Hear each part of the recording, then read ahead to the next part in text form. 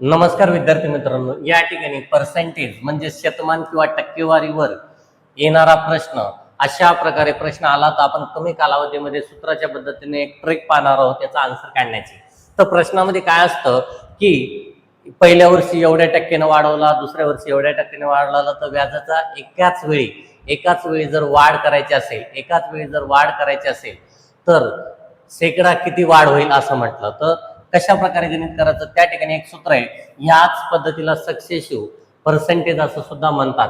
तर त्याचं सूत्र एक लक्षात ठेवा, या ठिकाणी मी सूत्र सांगण्याचा प्रयत्न करतो।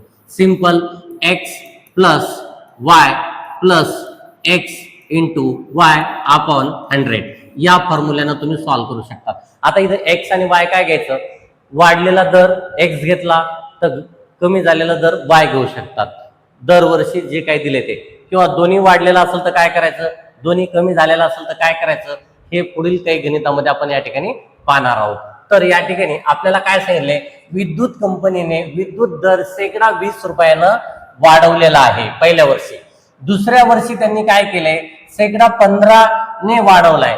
तर त्यांचं असं म्हणणं आहे की हा दर 2 वर्षाला, पहिल्या वर्षी वाढवला 20 न, दुसऱ्या वर्षी वाढवला 15 न, एकदाच जर वाढवायचं ठरवलं तर शेकडा किती दर वाढवतील असं या ठिकाणी वाढवावं लागेल असं म्हटलेलं आहे। तर तुम्ही काय म्हणणार आहे सुरुवातीला, तर x ची किंमत एकदा घ्या 20 आणि दुसऱ्या वेळेस y ची किंमत घ्या जी वाढवलाय तो 15। पहा लक्षात घ्या, जर या ठिकाणी दोन्ही वेळेस वाढवलाय म्हणून प्लस घेणार, कधी कधी काय येतं 20 ने वाढवला 15 ने कमी केला असं आलं, जेव्हा वाढवलं म्हटलं तेव्हा दोन्ही व्हॅल्यू प्लस घ्यायच्या, जेव्हा आपण काय कमी केला किंवा घट म्हणता येईल तर तेव्हा जो घट दिलाय, समजा या ठिकाणी असं म्हटलं की 15 ने कमी केला किंवा घट केली, तर तेव्हा त्या ठिकाणी आपल्याला मायनस घ्यावं लागेल, आपण पुढील गणितामध्ये पाहणार आहोत।